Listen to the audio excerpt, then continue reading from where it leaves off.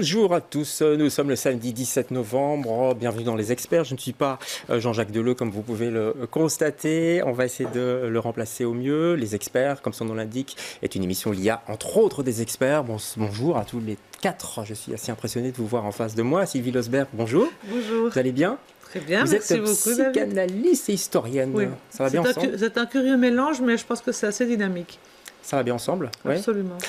Bonjour Jérôme. Je suis le entre autres, puisqu'il y a des experts entre autres. Est-ce qu'il faut vous présenter encore, Jérôme de Warzy? Je suis psychanalyste, éveilleur. Quelque part, on est tous un peu psychanalystes. Absolument.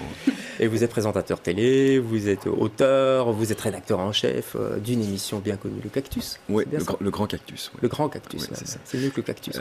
Je suis chroniqueur, boulanger, je fais plein de choses. Ah bah, vous allez pétrir du pain, de la pâte aujourd'hui. Ça c'est bien. Ça. Vanessa Lullier, bonjour. Bonjour. On vous connaît bien, vous êtes journaliste entre autres à BX1, vous allez bien? Oui, ça va, merci. Très bien. On attend vos beaux conseils à tous les quatre. Le quatrième, c'est Pierre Chaudoir. Oui, le cousin de Polémique et Victor, donc voilà, écrit dans le pan, dans BXFM. Parce que vous êtes un polémique, c'est ça? Oui, j'aime ça. C'est un métier, ça, Pierre Chaudoir? C'est un don, donc je plaisante. Mais vous êtes né polémique? Ouais, je suis né polémique, voilà. D'accord. On va voir ce que ça donne, sur ce plateau avec je suis déçu de votre chemise, vous auriez dû prendre une chemise de Jean-Jacques, franchement. Mais oui, on n'a pas tout à fait la même taille, donc ça s'arrange. Avec un petit saut de peinture. Oui, tout à fait. Allez, on va enchaîner tous les quatre avec le premier sujet. Peut-être c'est là. On va commencer comme à l'école, on va commencer avec des sanctions. Il y a des sanctions à l'école, on apprend, mais on a aussi des sanctions. Est-ce que les chômeurs cherchent bien un emploi? C'est la question que Actiris s'est posée. Est-ce qu'ils respectent bien les conditions du chômage? Eh bien, pas vraiment, pas tout à fait. En tout cas, 40% des chômeurs contrôlés par Actiris ont été sanctionnés durant les 8 premiers mois de cette année. Ça fait plus de 1300 chômeurs qui seraient concernés par ces sanctions. Explication Michel Gaillère. C'est en septembre 2017 que Bruxelles a commencé le contrôle avec sanction de ces chercheurs d'emploi. Visés, ceux qui bénéficiaient d'allocations depuis 12 mois au minimum. Et des sanctions, il y en a eu. Au premier semestre 2018, elles ont visé 1351 chômeurs. D'abord un avertissement, avant de toucher au portefeuille de ceux qui ne sont pas assez actifs dans leur recherche. La plupart reçoivent des avertissements. Le but, c'est de les remobiliser, de leur dire « Attention, si vous ne vous remettez pas en recherche d'emploi, vous aurez une sanction plus importante. » Et puis, s'ils ne se remobilisent pas et qu'on les reconvoque, alors il y a une sanction pécuniaire, une suspension du chômage de quelques semaines.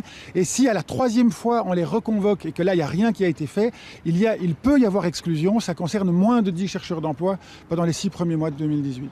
Aujourd'hui, chaque région a son propre système. Si l'on compare, à Bruxelles, 40% des chômeurs contrôlés ont été sanctionnés d'une manière ou d'une autre. C'est plus qu'en Flandre, 23%, et moins qu'en Wallonie, 60%. La différence, c'est qu'à Bruxelles, nous avons introduit des droits de recours. Des droits de recours devant un collège paritaire composé notamment des représentants syndicaux, des partenaires patronaux, et de manière à permettre aussi à celui qui est sanctionné de pouvoir se défendre. Ça me paraît légitime dans un état de droit. Pour affiner la comparaison, il faut tenir compte des spécificités régionales. Dans la capitale, de nombreux chercheurs n'ont ni diplôme ni formation. La situation de marché de l'emploi, à Bruxelles, c'est 66% de demandeurs d'emploi qui n'ont pas de qualification. Alors, ce n'est pas les prendre par la main, mais c'est les mener vers des programmes de formation. Tout ça prend du temps, évidemment. Autre différence, en Flandre, le contrôle est poussé dès la procédure d'accompagnement. En Wallonie, on a gardé le même système que celui qui date d'il y a plusieurs années, avant la régionalisation. Voilà, 66% de demandeurs d'emploi qui n'ont pas de qualification. Sylvie Losberg, c'est des chiffres quand même importants. Oui, alors il y a le problème de la qualification et c'est vrai que c'est beaucoup plus compliqué de trouver un emploi quand on n'a pas de qualification. Mais ce que le reportage montre, c'est qu'au fond, on a choisi un système de la sanction alors qu'en 2017, l'UCL avait fait, à la demande d'Actiris, une étude sur la remise au travail des chômeurs qui montrait que ce qu'on demandait aux chômeurs, c'est-à-dire ce processus d'accompagnement soi-disant individualisé, ben, ça ne fonctionnait pas du tout et qui ne comprenaient même pas ce qu'on leur demandait et que donc au fond ici, on voit bien qu'on est dans un agenda. Premier rendez-vous, un avertissement, deuxième rendez-vous, une sanction pécuniaire, troisième rendez-vous, exclusion. Et ça, je pense que c'est vraiment pas la bonne solution parce que qu'on le sait, une fois que les personnes sont exclues, la grande majorité ne font pas des recours, alors qu'effectivement c'est une bonne chose que ce soit possible, mais surtout elles disparaissent des radars, elles disparaissent dans la nature. Et dans une société comme la nôtre, c'est pas admissible, ça je pense. Pourquoi ils ne font pas de recours à votre avis? Parce qu'ils n'ont pas l'énergie, ils ne sont pas suffisamment Oui, courants. apparemment, d'après ce que le chercheur disait, c'est qu'au fond, les personnes exclues sont tellement sous le poids de cette domination institutionnelle dont ils ne comprennent pas finalement les objectifs ni les méthodes, qu'ils ne protestent pas. Ils reçoivent cette sanction, ils la vivent et après ils disparaissent dans la nature. Donc je pense que humainement, c'est un vrai problème. Vanessa Lullier, exclue du chômage, c'est vrai que c'est des mots forts quand même. C'est des mots effectivement qui sont forts, mais après aussi, il faut savoir que quand on rentre dans un processus administratif, c'est très compliqué pour en sortir. Et effectivement, quand déjà on a du mal parfois à comprendre la langue dans laquelle on nous parle, Actiris avait mis en place justement aussi un système de traducteurs pour les personnes qui ne maîtrisent ni le français ni le néerlandais. Ça, déjà une première étape, mais quand on ne comprend pas déjà le courrier qu'on vous envoie, comment voulez-vous après aussi que le système de recours soit mis en place et fonctionne? Ça devient une procédure beaucoup trop complexe qui finalement n'est jamais utilisée. Jérôme de Warzée, la région bruxelloise est trop sévère, serait trop sévère avec ses chômeurs? De toute façon, malheureusement, je pense que c'est toujours le même problème. Il faut essayer de faire du cas par cas pour tout le monde. En fait, il y a effectivement certainement une minorité, mais bien sûr, c'est ça, et c'est le système qui broie alors complètement ceux qui effectivement ont du mal à se vendre, n'ont pas de qualification. Je sais de quoi je parle. Je peux vous dire que au-delà de la 3e maternelle, j'ai arrêté. Moi, donc je ne suis qualifié pour rien du tout. Ça c'est sûr. Et en plus, c'est extrêmement difficile parce que trouver un travail, il faut se vendre. Et il y a des gens qui sont incapables de faire ça, en fait. Et ça, je pense qu'on oublie un petit peu d'aller là-dedans, en fait. D'aider les gens à essayer de se vendre un peu mieux. Ça, c'est vrai. Et Pierre Chaudoir, c'est quelque chose bien sûr que c'est vrai. Puisque vous le dites. Mais bien sûr, mais je suis un expert, je me permets de vous le rappeler. C'est pour ça que vous êtes là. C'est quelque chose qu'on n'apprend pas, ça, se vendre. Non, c'est très difficile. Il y a deux paradoxes, parce qu'il y a des secteurs qui cherchent beaucoup de monde et ils ne trouvent pas. Je pense à l'ORECA, ça ne demande pas de qualification. Et le paradoxe, c'est qu'on bloque, mais là, on va à la porte à côté. On passe du Forum au CPS. Donc le problème n'est que reporté et rend la vie des communes extrêmement difficile. Parce que là, le CPS a comme objectif de trouver une solution, ce que le Forum ou Actiris n'est pas obligé de faire. S'il y a un manque d'audace, mais par contre, on parle de grappa maintenant et on parle de choses qui sont très importantes et le problème n'est que reporté. Je vois Sylvie Losberg qui tique un peu là. Sur la question de l'accompagnement, aujourd'hui, l'accompagnement est individualisé. Chaque chômeur a quelqu'un qui est un interlocuteur. Donc je pense qu'il y a aussi un problème pas seulement de langue, je pense, de compréhension de la situation des personnes qui sont en décrochage social. Mais d'être au courant aussi, simplement d'être au courant, comme le disait Jérôme, on ne sait pas forcément. D'être au courant qu'il y a des systèmes qui sont mis en place, etc. Les gens qui sont convoqués au chômage, ils sont convoqués. Donc, soit ils viennent et alors ils sont devant quelqu'un qui leur explique ou qui doit leur proposer des solutions, soit ils ne viennent pas et donc des sanctions commencent. Mais je crois qu'au fond, on ne prend pas les choses du bon côté.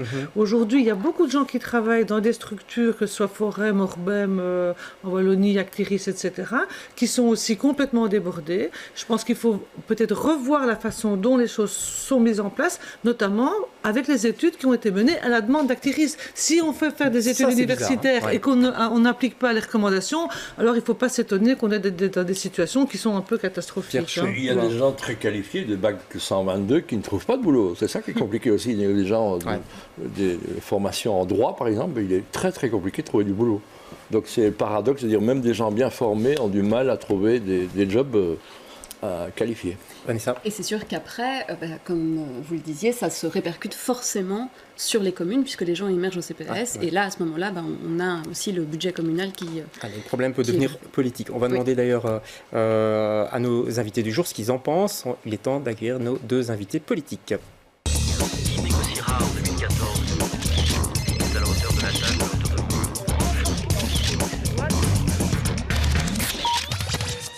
Et les voici qui entrent à la marron. Bonjour, vous êtes député bruxellois pour Écolo. Attention, ne tombez pas. À côté de vous, Gaëtan Van Goetsenhoven, bonjour. Gaëtan, vous êtes député bruxellois, vous pour le MR, vous connaissez, vous côtoyez notamment dans les mêmes assemblées, je crois, non? En Parlement bruxellois, oui, à la COCOF, oui, on se connaît, oui. Vous êtes comme deux frères, finalement. Je n'irai pas jusque-là, mais voilà, suffisamment bien se croiser. C'est ça. Plus que certains membres de la famille. En fait, à Bruxelles, c'est ça. Comme tu disais, Jérôme. Je rencontre toujours, il y a tellement de niveaux qu'à un moment... Est-ce qu'il y a une personnalité politique qui ne connaît pas une autre personnalité politique, ou qui ne la croise jamais? Est-ce que c'est possible, ça, à Bruxelles, d'ailleurs? C'est une bonne question, je trouve. Moi, je ne parle jamais avec Monsieur de Stex, par exemple. D'accord. C'est qui, monsieur de Ça, c'est franco. Voilà. Par exemple, on ne se parle pas. Et vous, Gaëtan Van Goetsenhoven? Disons que les représentants de partis extrémistes, je les fréquente peu, voire pas du tout. Voilà. D'accord. Voilà, ça c'est dit, ça c'est clair. On a parlé des exclusions du chômage, vous avez vu le sujet comme nous. C'est un sujet grave quand même pour les exclus, comme le disait Sylvie Losberg à l'instant. On voit aussi une différence entre les régions, notamment très nette entre la région flamande et la région bruxelloise. Qu'est-ce qui se passe avec Bruxelles et pourquoi on n'a pas plus de personnes qualifiées? Pourquoi on n'a pas plus de personnes qualifiées à Bruxelles? C'est la situation sociodémographique de Bruxelles, avec une population pauvres, et malheureusement souvent de plus en plus pauvres, beaucoup de personnes d'origine étrangère sous-qualifiées, dont les parents sont sous-qualifiés, problème de maîtrise de la langue, etc. Ce diagnostic est connu depuis de très nombreuses années. Et donc c'est la fatalité? Non, je n'ai pas dit que c'était une fatalité, je dis simplement qu'il y a une situation difficile au départ, enfin pas seulement au départ, qui est là depuis longtemps. Il y a un problème sans doute au niveau de l'enseignement qui est prodigué dans l'enseignement secondaire, avec beaucoup de difficultés aussi et des moyens insuffisants vu le public qui fréquente les écoles, ça d'une part. Par ailleurs, la région met beaucoup de moyens en place pour former et pour effectuer un rattrapage. Ça prend beaucoup de temps, il faut le dire. Mais il n'y a pas de fatalité, ça certainement pas. Mais quand même, depuis le temps, depuis que je suis journaliste à Bruxelles, et vous, depuis qu'on est on nous parle de formation tout le temps, de renforcer les formations. Gaëtan Van Goetsenhoven, on a l'impression que rien ne bouge finalement, qu'on en est toujours au point zéro. Il y a du boulot, il reste manifestement du boulot, mais c'est vrai que depuis que je fais de la politique, j'entends aussi que les écoles techniques et professionnelles, ça ne suit pas. Et donc forcément, il y a des tas de gens qui arrivent sur le marché de l'emploi en n'ayant pas de qualification, en ne sachant parfois pour certains d'ailleurs à peine lire et écrire. Donc il y a un vrai problème. Maintenant, c'est vrai qu'il y a aussi des populations venant d'étrangers. C'est vrai que de ce point de vue-là, on l'a d'ailleurs dénoncé, les bureaux d'accueil des primo-arrivants, on a tardé à les mettre en place. Il y en a 2, demain il y en aura peut-être 3. On laisse évidemment beaucoup de gens sur le bord de la route. Donc il y a un travail énorme à faire à Bruxelles en particulier. C'est quelque chose que vous connaissez, oui Pierre? Alain Marron, pardon. Il y a trop de gens ici. Allez-y. Ce que je voudrais dire, c'est que c'est vrai qu'on est confronté à un problème qu'on a depuis longtemps, de se dire, ok, les emplois, il y a beaucoup d'emplois disponibles à Bruxelles, mais souvent ils sont des emplois pour les fortement qualifiés, des gens qui sont diplômés. Et puis on a tout un public qui l'est faiblement. On a dit, on va former le public pour accéder à ces emplois. Mais d'abord, ce n'est pas la seule solution possible. Il faut qu'on se remette dans l'idée qu'il faut aussi des emplois faiblement qualifiés à Bruxelles, et pas seulement des emplois précaires dans les communes ou pour nettoyer les rues, mais aussi une industrie, un artisanat, une relocalisation de l'économie qui permet d'ouvrir de véritables emplois intéressants, mais plus faiblement qualifiés, techniques et professionnels. C'est pour ça qu'il faut peut-être éviter de perdre Léonidas, où il y a 300 emplois à la clé et pour lequel on n'a pas vraiment de solution à l'heure actuelle. C'est une catastrophe, ça. La meilleure école, on en parlait tout à l'heure, c'est l'Oreca, qui demande peu de formation. On est dans un contexte FlexiJob, la boîte noire, donc rien n'est fait, alors que c'est le premier employeur, je crois, de Bruxelles. On a l'impression que rien n'est fait pour aider l'emploi dans l'Oreca. Une réaction? Je ne sais pas quelles sont les mesures qui sont prises au fédéral au niveau de la boîte noire et de la lutte contre le travail en noir dans l'Oreca, parce que c'est vrai que c'est aussi effectivement un problème. Mais comment est-ce qu'on compense et qu'on fait qu'on puisse ouvrir un Oreca et que raisonnablement ce soit rentable? Pour discuter régulièrement avec des patrons d'Oreca, c'est difficile. C'est vrai, il faut le dire. Si vous voulez faire tout en clair, c'est difficile. Donc il y a des questions à se poser en termes de soutien. Il y a quand même du soutien. Un Trium soutient l'ouverture et des aides à l'ouverture. Si vous voulez ouvrir de l'Oreca dans certains coins de Bruxelles, etc., il y a aussi du support et des aides. Ça reste un véritable challenge, c'est compliqué. Mais vous avez raison, l'Oreca, c'est beaucoup d'emplois. Vanessa Lulé.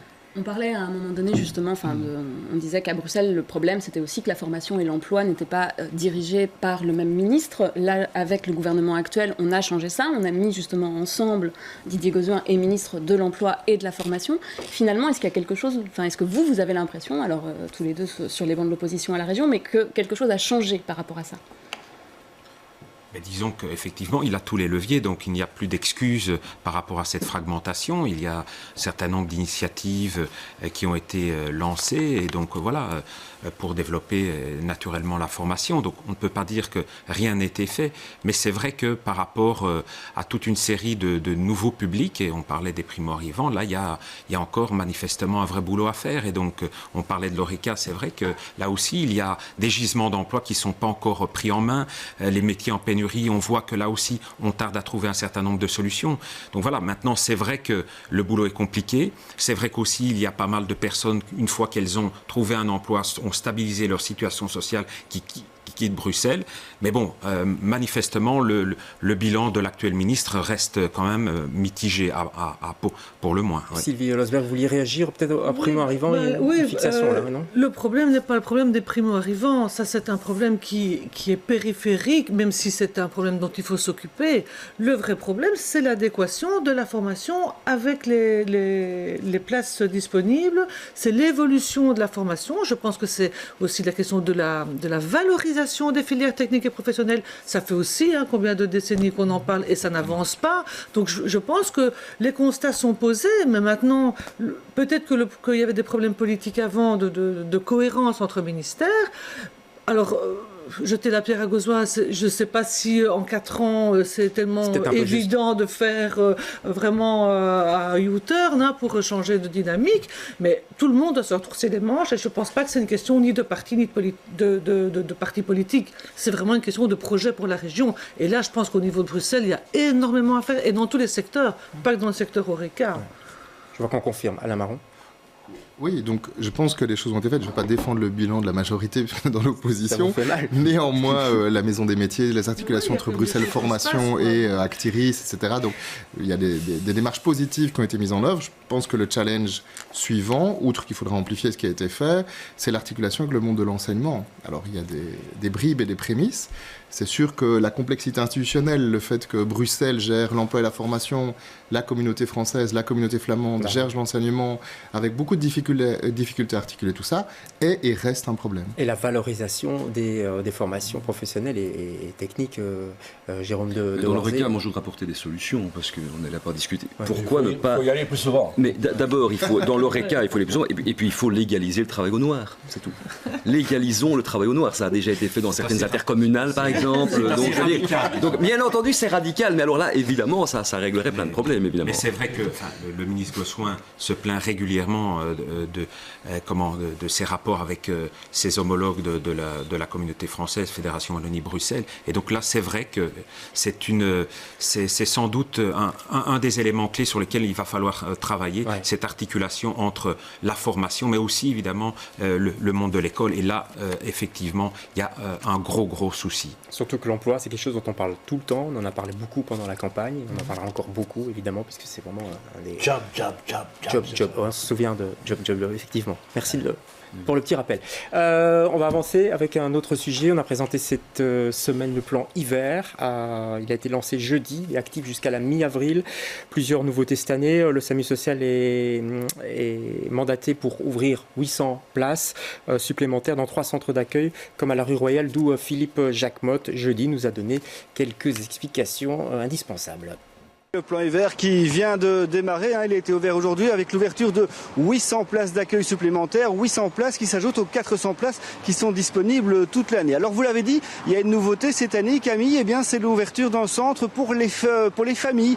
200 places qui sont ouvertes ici où nous nous trouvons, rue Royale. Et ces 200 familles seront hébergées ici pendant tout l'hiver, 24 heures sur 24, dans des chambres privatives. Et c'est une des nouveautés de ce plan. À noter également que dans ces 800 places, il y a 300 places réservées aux personnes les plus vulnérables et qu'il y a encore 300 autres places qui sont réservées aux hommes seuls, 800 places en plus donc, ce qui porte le total à 1200 personnes qui pourront être hébergées cet hiver, 1200 personnes en plus des 250 qui seront elles hébergées par la Croix-Rouge. Alors pour faire fonctionner ce plan hiver, il y a également une centaine de travailleurs qui ont été mobilisés, on parle d'assistants sociaux, on parle d'éducateurs, on parle d'infirmiers, on parle même de cuisiniers et c'est parti pour 6 mois puisque ce plan hiver va durer jusqu'à la mi-avril. Voilà, 200 places pour les familles, entre autres annoncées. C'est une bonne idée. On a envie de se dire, c'est tellement évident aussi de prévoir des places pour les familles. Alain Marron.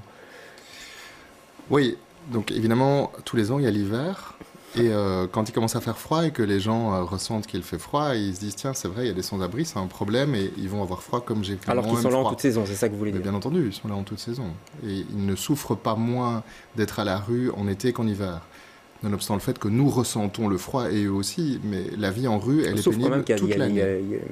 Leur vie est peut-être plus en danger quand même par le froid. Alors les statistiques ne disent pas ça, parce que les morts par hypothermie, enfin, c'est un détail, mais ce ne sont pas du tout les causes essentielles de mortalité des sans-abri. Ils décèdent d'abord pour des problèmes de santé, d'assuétude, de violence, etc. Et donc, je ne dis pas qu'il ne faut rien faire en hiver, ni rien spécifiquement en hiver, parce qu'il y a des demandes particulières pendant l'hiver. Il faudrait faire un plan de l'année, alors, particuliers. Il faudrait faire un plan de l'année, un plan pour toute l'année. Mais bien entendu, le problème des sans-abri, c'est un problème qui est là pendant toute l'année. Alors on en sort tout doucement, de se dire il faut de l'accueil pendant toute l'année, et puis surtout il ne faut pas que de l'accueil d'urgence. Si on veut résoudre la problématique du fait qu'il y ait des gens qui sont dans la rue, il faut trouver des solutions pour qu'ils ne soient plus dans la rue. Ce n'est pas en les hébergeant pendant la soirée ou même le soir et la journée, parce que les familles, c'est le soir et la journée, et puis en les remettant en la rue les autres moments de la journée ou dès que le mois d'avril est arrivé, qu'on trouve des solutions. Donc, il faut d'abord les remettre en logement ou essayer d'avoir du travail préventif pour qu'ils ne perdent pas leur logement. Ouais, un plan toute l'année pour les sans-abri serait une solution, Gaëtan Van Gossenen? Certainement, mais le gouvernement a travaillé sur des solutions d'urgence, et évidemment l'urgence, on peut la comprendre, quelle que soit évidemment la période de l'année. Par contre, il y a tout un travail qui, à mon sens, mériterait aussi d'être davantage financé. C'est toute la politique de la réinsertion et de la prévention. Et là, on en parle, mais les moyens ont quand même essentiellement été orientés vers l'urgence, alors qu'il y a là vraiment un boulot très important à faire, me semble-t-il, et c'est par ce biais-là, à mon sens, qu'on peut aussi faire baisser le nombre de ces personnes qui sont à la rue, parce que leur nombre est vraiment croissant, et ça montre évidemment combien la paupérisation est marquante à Bruxelles ces dernières années. Je ne sais pas ce que nos experts en pensent, mais moi, j'ai jamais vu autant de sans-abri à Bruxelles, dans les rues, que maintenant, que depuis 2-3 ans. On peut parler de migration. J'ai fait partie active d'un frigo solidaire en dehors de Bruxelles, c'est à Waterloo, c'est pas très loin. Et on voit dès que les beaux jours arrivent, la population qui quitte Bruxelles, s'il n'y a plus de structure pour les accueillir, ils ont peur à Bruxelles, beaucoup d'insécurité, et reviennent à Bruxelles et qu'il fait froid. Donc il n'y a pas de structures qui sont proposées dans les communes entourant Bruxelles, là où les sans-abri viennent se loger en printemps-été, en squattant des maisons, plantant des tentes dans les jardins, etc. Donc c'est évident. Vanessa Lullier, vous constatez aussi Sur Bruxelles, on estime à peu près à 4000 la population qui vit dans la rue. Après, il faut aussi faire l'indistinction, effectivement, et là, c'est un problème administratif qu'on a par la suite, entre les sans-abri qui sont des personnes avec des papiers, mais simplement une situation administrative très complexe, et qui fait qu'à un moment donné, ils sont totalement disparus des radars, et de l'autre côté, les personnes également qui, eux, sont en situation de migration, qui sont en demande d'asile, qui sont de toute façon entre deux pays. Et là, le problème n'est pas le même, et donc pour le traitement et pour la suite. Donc on peut avoir effectivement cette impression d'augmentation, mais et encore dans les chiffres, je ne suis pas certaine si on refaisait un comptage aujourd'hui, on aurait ce problème. Mais évidemment, 4000 personnes par rapport aux 1200 places ouvertes pour le plan hiver, on voit bien qu'il y a un décalage. C'est ça qu'on avait envie de dire aussi, c'est pas assez, c'est bien, mais c'est pas encore assez. Je ne sais pas si c'est une question du nombre, je suis d'accord avec Vanessa pour dire qu'il faut analyser finement qui sont ces personnes, dans quelle situation elles sont. Alors, on a évoqué la perte de logement, et c'est vrai que la perte de logement mène directement dans la rue, mais pourquoi il y a perte de logement? Souvent, c'est une conjonction de problèmes qui se posent. Oui, c'est une conjonction de problèmes. Tout à coup, il y a une perte d'emploi ou un divorce qui se conjugue avec un autre problème, et les personnes se retrouvent finalement isolés, alors qu'on est dans une ville qui compte 1 million d'habitants. Et donc, c'est ça qui me frappe. C'est cet isolement dans la pauvreté, la précarité, c'est le fait qu'il n'y a plus personne à qui se raccrocher. Et je crois que c'est un problème de société qui dépasse la question du sans-abrisme, qui doit être prise en compte dans une vision. Quelle est la société qu'on veut? Est-ce qu'on veut une société où il y a des filets de sécurité, des filets de solidarité, ou est-ce qu'au fond, on est dans une société où chacun chacun doit se débrouiller avec ce qu'il a et les gens ont de moins en moins. Et je crois c'est ça que vous ressentez? Ah oui, je pense. Oui. Enfin, ça, je pense que la précarisation, il suffit d'écouter les gens ce matin qui faisaient des piquets contre les camions de carburant. Il y avait une dame, elle disait, voilà, moi j'ai un salaire, mon mari a un salaire, on a 2 enfants, on n'arrive plus à boucler les fins de mois. Et c'est des gens qui ont du travail.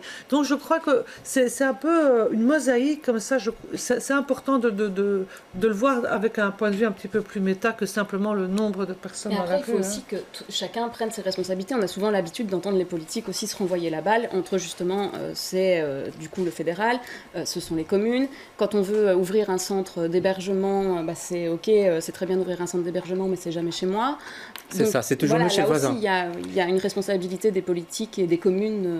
Le millefeuille politique bloque un petit peu toute cette situation.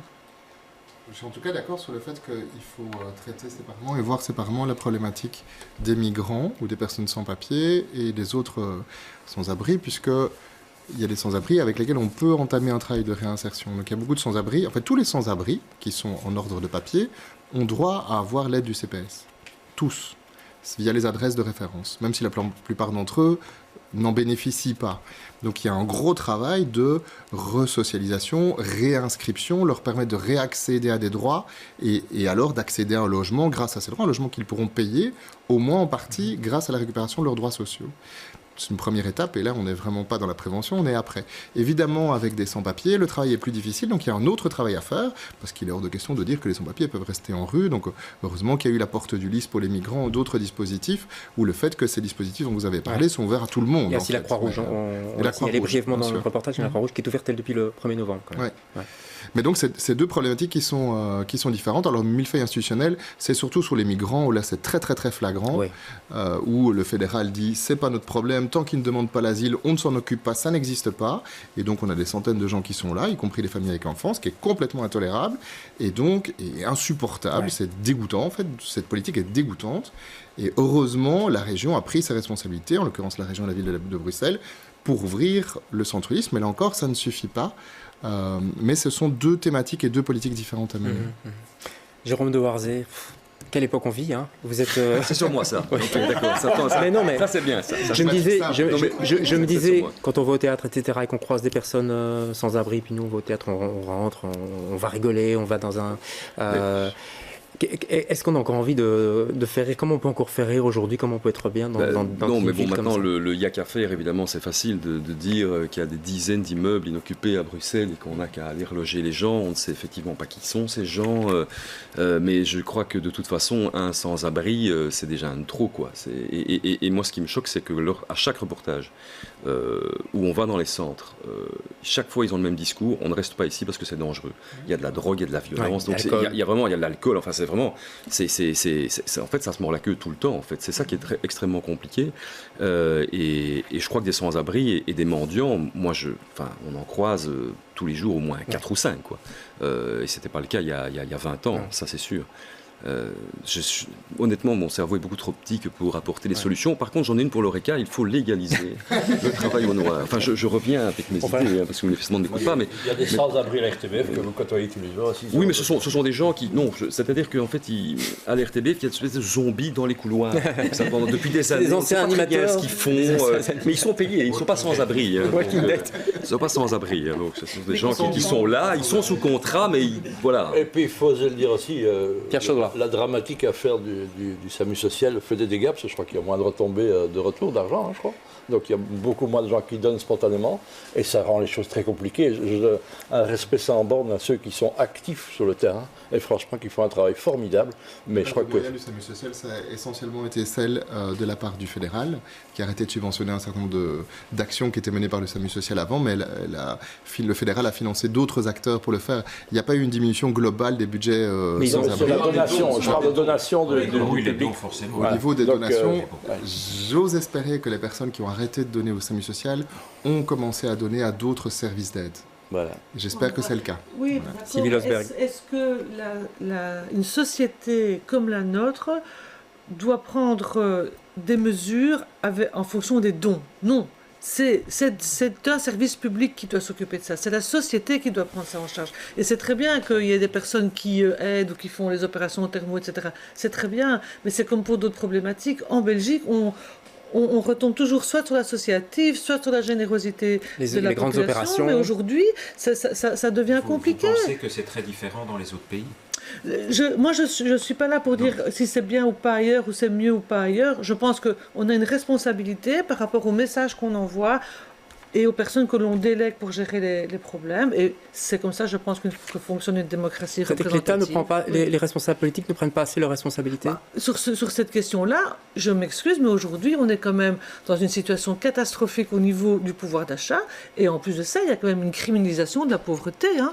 Les gens qui sont dans la rue, si vous leur demandez s'ils veulent aller dans un abri, ils ne veulent pas y aller. Ouais. Si vous leur proposez quelque chose, en fait, ils ont perdu confiance dans les institutions, ils ont perdu confiance dans la société dans laquelle on est, sur le plan même psychologique. Et quand vous dites, ils ne sont pas seulement en hiver, qu'il faut s'en occuper, c'est très vrai. Moi, j'étais très choquée il y a quelques années. Chaque année, on disait, il y a un SDF qui est mort de froid dans la rue.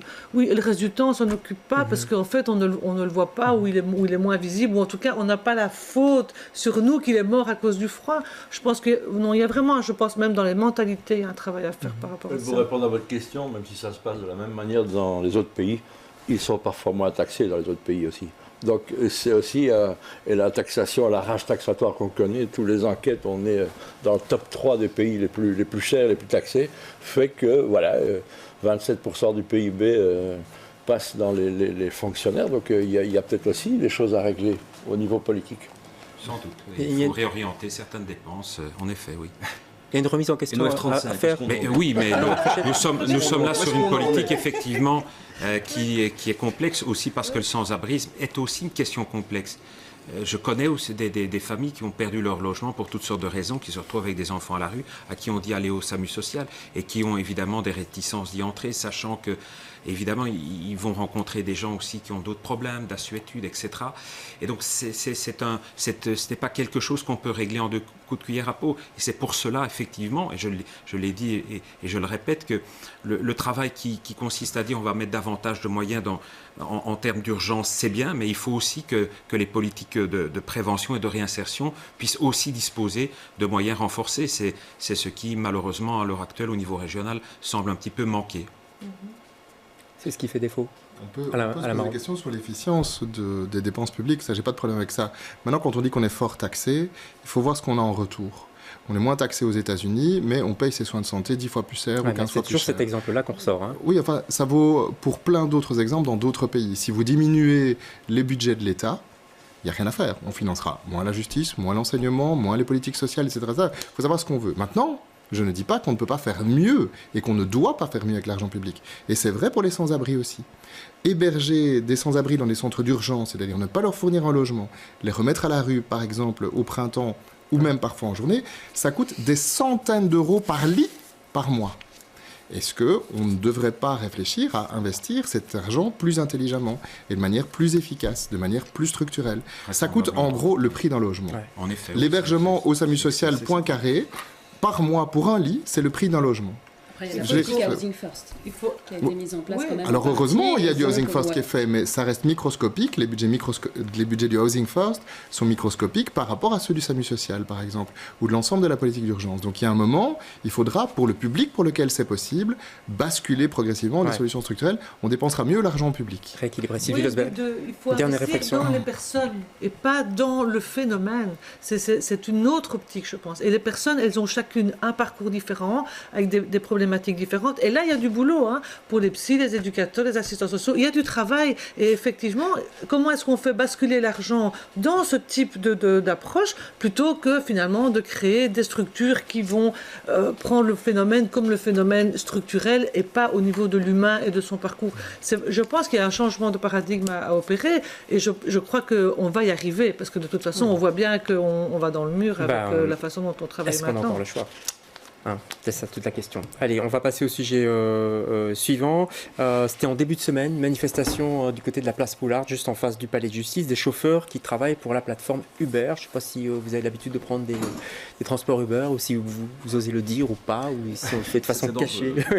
Quoi qu'on fasse, quoi qu'on dise. C'est ça. C'est comme une question sur Dieudonné. Quoi qu'on dise, de toute façon, il y a quelque chose qui ne va pas.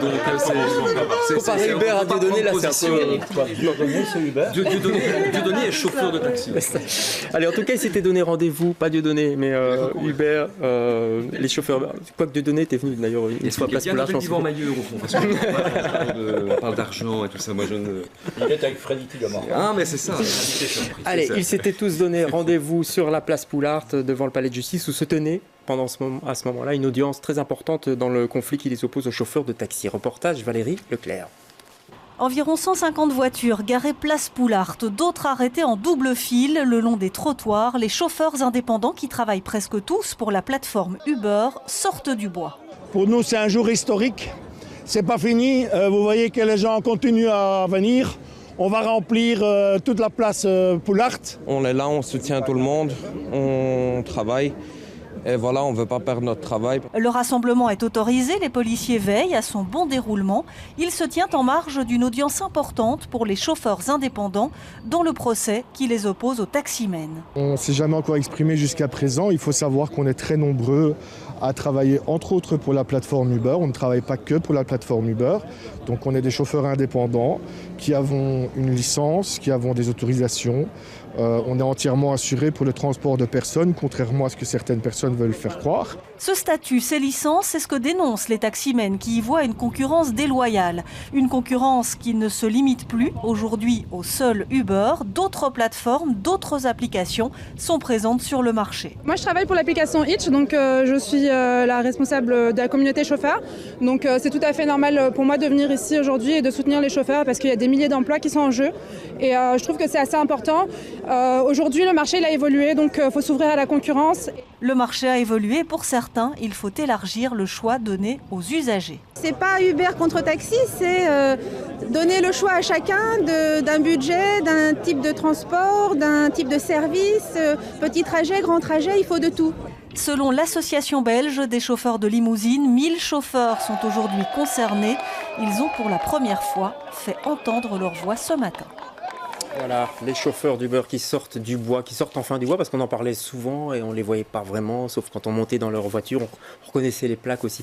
Est-ce que c'est un combat qu'il faut défendre ? Je vous pose la question de façon un peu provocante, mais voilà, Gaëtan Van Gogh. Tout le monde a le droit de gagner sa croûte. Maintenant, c'est vrai qu'il faut que chacun puisse le faire de façon honnête et dans le cadre d'une concurrence réellement saine. Ils sont malhonnêtes ? Non. La question ces gens, je pense, veulent vraiment gagner leur vie et voilà, ce sont des gens qui veulent s'exprimer et qui veulent pouvoir garantir de payer leurs factures en fin de mois. Donc, je pense que leur combat est tout à fait compréhensible. Je crois que dans cette région, cette question de taxi n'a pas été maîtrisée comme il faut. Et d'ailleurs, voilà, le plan taxi qu'on aurait dû avoir en son temps, il est bloqué pour des raisons purement démagogiques par le ministre-président, parce que voilà, une partie de ces députés ne veulent pas avancer, alors que M. Smet, que l'on critique parfois vertement et à juste titre, avait fait le job. Il avait proposé un avant-projet d'ordonnance qui avait été déposé sur la table du gouvernement. Ensuite, c'était bloqué. Et malheureusement, par rapport à cette politique, on n'aura pas de vrai plan au terme de la législature. C'est un problème. Et là, je crois qu'en termes de responsabilité, le gouvernement fait une grave faute. Et donc, nous allons réintroduire cette question en commission de la mobilité. Mais bon, on voit bien qu'il y a un blocage, et un blocage qui est essentiellement mené pour des raisons bassement politiciennes, et c'est regrettable. Pas de plan de taxi dans une ville, dans une région comme Bruxelles, ça paraît quand même incroyable. Vanessa Lullier. Ce qui est surtout fou, c'est que ce plan a met un temps hallucinant à arriver. Enfin, je pense qu'il est resté bloqué sur le piétonnier. Désolée, je fais un peu d'humour, je prends ton boulot, mais... je ne trouve pas ça drôle du tout. Voilà ce que fait Yvan Mayer, à mon avis. Mais, après, on est vraiment avec un premier plan, enfin ce qui a été présenté, le dernier en tout cas qui a été présenté, était effectivement plutôt une libéralisation du secteur des taxis et aller vers quelque chose qui était vers de plus en plus d'indépendants dans les chauffeurs de taxi. Ouais. Et je pense aussi que la région bruxelloise a mis beaucoup de temps à réagir à un phénomène, évidemment, d'abord d'économie collaborative. Elle s'est laissée dépasser ? Elle s'est laissée dépasser. Et puis, on réagit par rapport à un phénomène qui, finalement, n'existe plus vraiment. Parce que les premiers chauffeurs Uber étaient des indépendants qui ne payaient pas forcément de taxes, qui n'avaient pas de licence, qui n'avaient rien. Aujourd'hui, Uber X... c'est plus Uber, et c'est Uber X, et ce sont aussi des chauffeurs professionnels. Il y a des taxes, c'est simplement des indépendants, et évidemment, ça coûte moins cher, on paye moins de cotisations sociales, etc. Donc, ils peuvent diminuer leurs tarifs. Donc, pour moi, il y a une guerre de retard dans ce combat-là d'Uber. Et sur le fait que chacun peut choisir maintenant son moyen de transport, ne doit pas spécialement prendre un taxi, ou prendre autre chose. Je vois les yeux de Sylvie qui partent en l'air. Je ne sais pas. Moi, je vais à vélo. Voilà. Je prends pas de voiture. J'ai rien à dire. Vous n'aimez pas Uber, Sylvie ? Moi, je prends pas personnellement, mais j'ai pas d'avis parce qu'en fait, c'est le principe qui vous gêne ou quoi ? Non, non, j'ai une voiture, donc voilà, moi je prends ma voiture. Je prends, mais c'est vrai que je prends aussi des taxis parce que j'ai l'application des taxis de Bruxelles. Mais franchement, je trouve que comme dit Vanessa, aujourd'hui, il y a une forme économique qui s'est développée. Je pense qu'il y a de la place pour tout le monde. Le problème, c'est que, de nouveau, voilà, c'est pas très bien géré, manifestement. Mais bon, il n'y a pas de place pour tout le monde. Sinon, il n'y aurait pas de manifestation. Non, je crois que le problème des taxis, c'est aussi que le modèle économique ne correspond pas à l'actualité. Ils doivent payer très cher pour leur licence, etc. Ou ils ont dû payer très cher, si j'ai bien compris, parce que c'est ce que les taximens me disent quand je monte.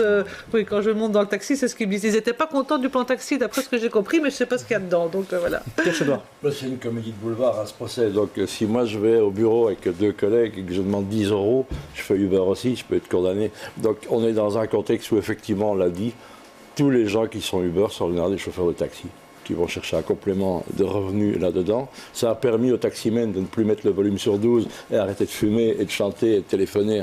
Donc le niveau a augmenté au niveau des taxis et on est dans un contexte où on a le sentiment que... Si je puis me permettre. Non, mais c'est vrai, mais c'était un moment... On force le trait, mais c'était pas loin d'être la vérité. On force bien, là.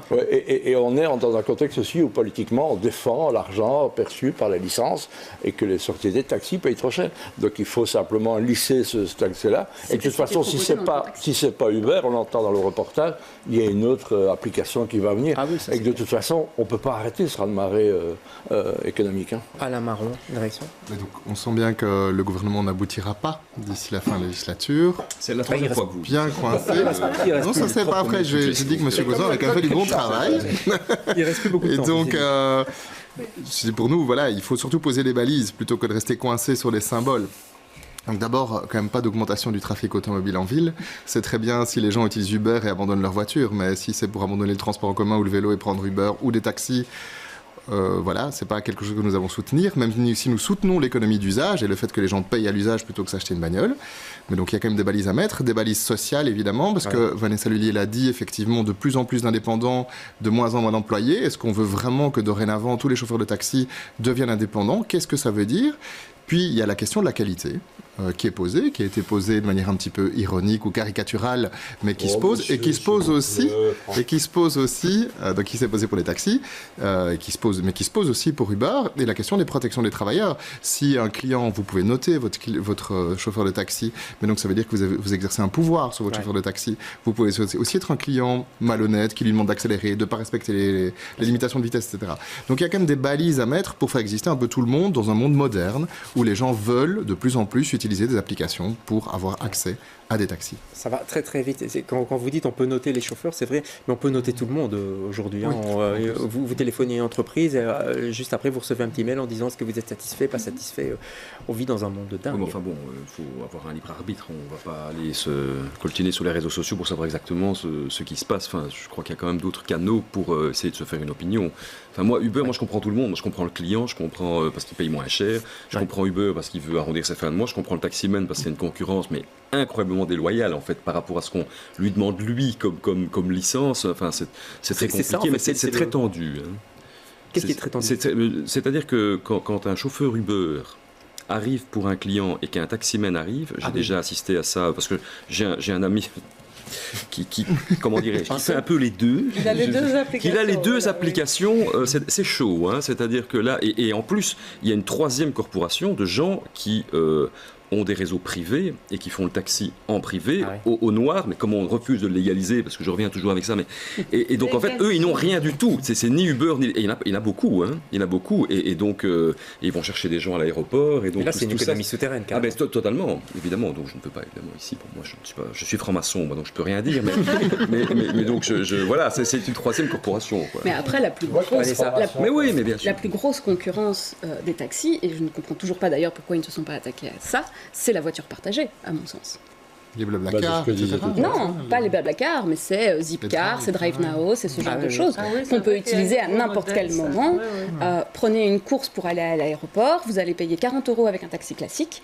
Vous prenez une DriveNow ou une Zipcar, comme ça je cite les deux marques, ça va vous coûter 12 €.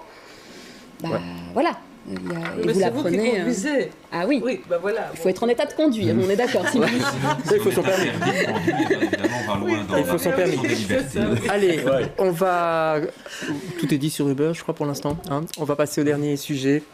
Qui me fait pleurer, moi, personnellement, parce que j'aime beaucoup les musées, j'aime beaucoup la culture, vous le savez, il pleut bergère.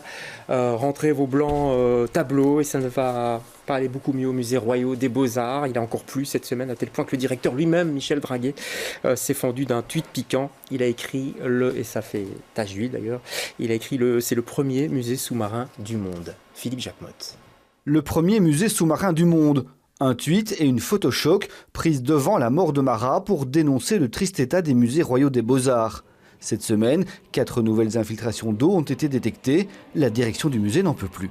Maintenant, on se sent un peu impuissant puisque, voilà, encore une fois, le bâtiment appartient à la régie des bâtiments, pour être très précise, et on leur demande d'intervenir et nous sommes vraiment inquiets pour les œuvres, oui. L'eau s'infiltre par la verrière. Elle touche une réserve, un escalier et 2 salles où 3 tableaux ont été retirés. Et pour parer au plus pressé, le personnel met des seaux où c'est nécessaire. On a des chefs-d'œuvre comme le Marat, que vous avez montré tout à l'heure, qui a une valeur historique déjà inestimable. Et on met des seaux devant ou dans la salle Rubens aussi. C'est gênant, mais on ne sait pas quoi faire d'autre. Le public est prévenu par une affichette qui explique que l'œuvre est retirée à cause des conditions climatiques. Bon, il faudrait évidemment arrêter l'infiltration. Il ne faudrait pas que ça se répande sur tous les murs du musée. Ça, c'est effectivement plus embêtant. C'est vrai que j'ai remarqué, moi, c'est la première fois que je viens ici depuis très longtemps. C'est vrai que le musée aurait besoin d'être un peu restauré. La régie des bâtiments, propriétaire des lieux, affirme que les problèmes sont causés par la rénovation du toit en cours et les gouttières remplies de feuilles. Mais le musée n'y croit pas. Les mêmes infiltrations sont apparues en 2016 et en 2013, d'où ce coup de gueule. Selon l'Écho, la secrétaire d'État Zuhal Demir aurait convoqué le directeur du musée, la secrétaire d'État à la politique scientifique qui n'a pas souhaité faire de commentaires. Ça vous fait rire, ça, Jérôme? On voit que depuis qu'Yvon Maillot n'est plus là, c'est tout fou. Tout s'écroule. Vous allez énerver à la marron. Non, mais c'est pas du tout. Non, pas du tout. Non, mais bon, il y a d'autres bâtiments. Bon, mon papa était professeur au conservatoire. Et dans les années 80, il me disait... Écoute, regarde, tout croule ici. Dans les années 80. Dans les années 80, donc absolument. Et en fait, les réparations n'ont jamais été faites au conservatoire, en fait. Donc je crois qu'on attend un petit peu... en fait, c'est ça le millefeuille institutionnel, c'est-à-dire qu'on... Tant que ça tient, quoi. Ouais. En fait, on a des symboles de ça, comme le palais de justice de Bruxelles, par exemple, qui c'est de l'art nouveau quelque part. En fait, je n'ai jamais connu sans échafaudage. On va classer les échafaudages. On va classer les échafaudages. Ouais. Mais donc, bon. Ceci dit, ça vous choque, ça vous laisse complètement indifférent, cette histoire de. Évidemment, c'est choquant parce que voilà, il y a tout un patrimoine. Maintenant, c'est vrai que on parlait du conservatoire. Il y a là pour le conservatoire cinquantenaire, des solutions ont été trouvées. Donc je pense que dans ce cas-ci, il y a aussi des possibilités. Je pense qu'il y a quand même un budget qui a été décidé d'à peu près 25 millions d'euros. Pour le conservatoire non, pour les musées. Pour le musée dont question. Donc je crois qu'il faut tout simplement activer les travaux et sortir de comment pourrais-je dire, de cette émotion quand un problème se pose. Je me souviens quand j'étais gamin, là il pleuvait sur les iguanodons de Bernissart au musée des sciences naturelles. Donc c'est comment pourrais-je dire, c'est un vieux travers de l'État fédéral. Mettons le paquet et mettons les gens qui ont la capacité d'intervenir pour restaurer, dynamiser nos équipements culturels autour de la table pour trouver les solutions les meilleures, les plus rapides, avec les budgets qu'il faut. Est-ce que ce sera fait avant la fin de cette législature? Parce qu'il y a un sujet pour pouvoir... Il paraît que c'est en cours. Ah voilà. En fait, c'est parce qu'il pleut trop. C'est en cours d'eau. Il devrait peut-être faire aussi les travaux quand il ne pleut pas en été. Donc ce serait peut-être intéressant. Évidemment.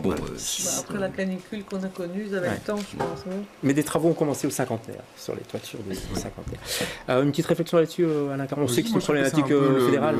Le symbole de la Belgique, c'est-à-dire un État qui a une relation compliquée avec lui-même. C'est-à-dire qui s'aime et qui ne s'aime pas à la fois. On peut se moquer de nos propres institutions, de la famille royale et des objets, genre le palais de justice. On imagine un autre pays du monde où le palais de justice a des comme ça, ils sont sclérosés à mon avis ces échafaudages. On va plus savoir les retirer. C'est complètement surréaliste. Et pourquoi est-ce que ça arrive chez nous? C'est cher de les retirer, je crois. Ça, bien entendu, ça va être on a reculé de 3 ans encore. Parce que cette location coûte un pognon incroyable en fait, parce qu'il y a des gens qui gagnent de l'argent en laissant ces échafaudages. Forcément. Oui, il faut les entretenir. Il faut les entretenir, il faut les louer. Donc ici, je pense que il n'était pas prévu, et pas que c'est authentique, l'enlèvement des échafaudages. C'est ça le problème. Et donc cet État qui lui-même ne se respecte pas toujours sur ses propres symboles, c'est assez clair.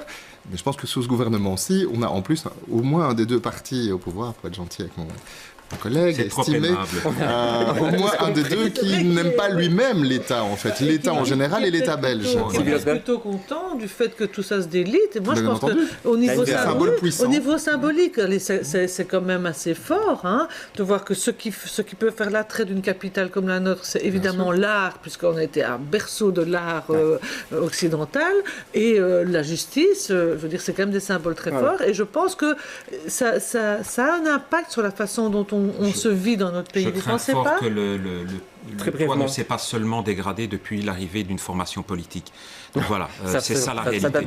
Que chacun regarde dans son assiette et qu'on trouve des solutions. On aura un beau musée d'art contemporain. Oui, c'est ça. Je rends hommage aux tunnels qui, eux, ont l'élégance de se suicider tout seuls. Voilà. Allez, on va passer aux têtes d'affiche. Donc vous connaissez un petit peu le principe. Tous les deux, vous êtes déjà venus dans cette émission. On va commencer par Alain Marron. On va vous proposer 4 personnalités. Vous allez regarder avec moi sur les écrans. Et il va falloir en choisir une ou un. On y va tout de suite. Voilà, Theresa May, on n'entend plus de qu'elle en ce moment de l'autre côté de la Manche. Michy Batshuayi, je ne sais pas si vous aimez le football, il a marqué 2 buts cette semaine. Lui, en tout cas. Après la Real Madrid, c'est Lukaku. D'accord, Adeline Dieudonné, qui vient de recevoir le Renaudot des lycéens, et les Gilets jaunes qui vont faire du bruit ce week-end encore en France. Qu'est-ce que vous choisissez? Theresa May. Theresa May, ah bon? Oui. Tiens. Je n'ai aucune sympathie particulière pour elle, et puis cette semaine elle me devient sympathique. Ah bon?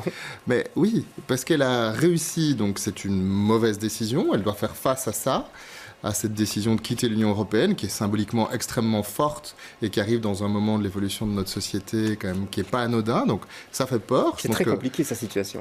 Ouais, moi quand j'ai entendu le matin, Brexit, le oui l'a emporté, j'étais complètement, c'est comme Trump, quoi. C'est vraiment des événements qui me marquent. Voilà. Et là, elle fait face à la situation, elle essaie de trouver des compromis avec l'Union européenne, elle organise le Brexit, ce qu'on lui a demandé de faire, elle le fait raisonnablement, et on lui dit mais non, ça ne va pas. Alors évidemment, les opposants au Brexit, dont je serai, lui disent non à l'accord, mais aussi ceux qui sont pour.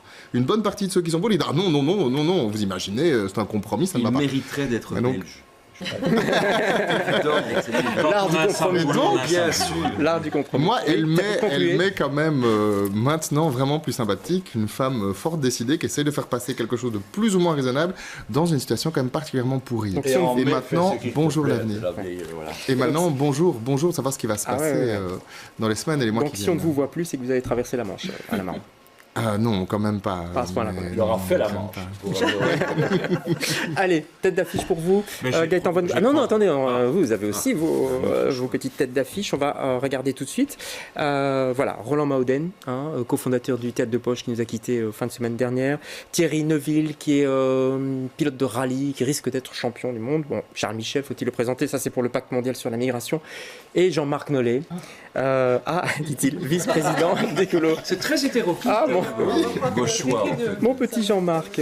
C'est femme, il n'y a pas beaucoup. Allez, choisissez. Non, c'est masculin, c'est vrai. Moi, j'ai choisi une femme. Mais écoutez, si je ne choisis pas mon Premier ministre, vous vous rendez compte de l'embarras dans lequel je vais être. Moi, je ne veux pas l'entendre sur Jean-Marc Nollet, en fait. Soyez diplomate, allez-y. Gaëtan, on vous attend. Le Premier ministre qui... Quel faillot. Allez, laissez-le parler.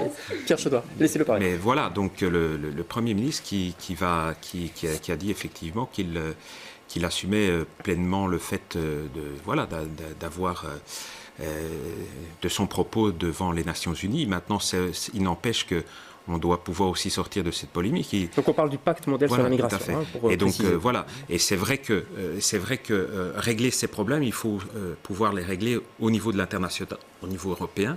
Naturellement, la mise en œuvre d'un accord comme ça doit faire aussi l'objet d'un certain nombre de précisions. Et je crois que dans un certain nombre d'États, on doit aussi pouvoir interroger l'interprétation d'un certain nombre d'engagements. Mais ça montre quand même que Charles Michel a quand même la volonté de trouver un certain nombre de solutions entre, d'une part, la nécessité de fixer des règles et de l'autre aussi de faire en sorte que la Belgique reste un pays accueillant. Allez, c'était votre coup de cœur, donc on ne va pas... c'était votre choix, donc on va pas débattre là-dessus. On a d'ailleurs plus le temps. C'est le temps maintenant des coups de cœur de tout le monde et des experts pour commencer.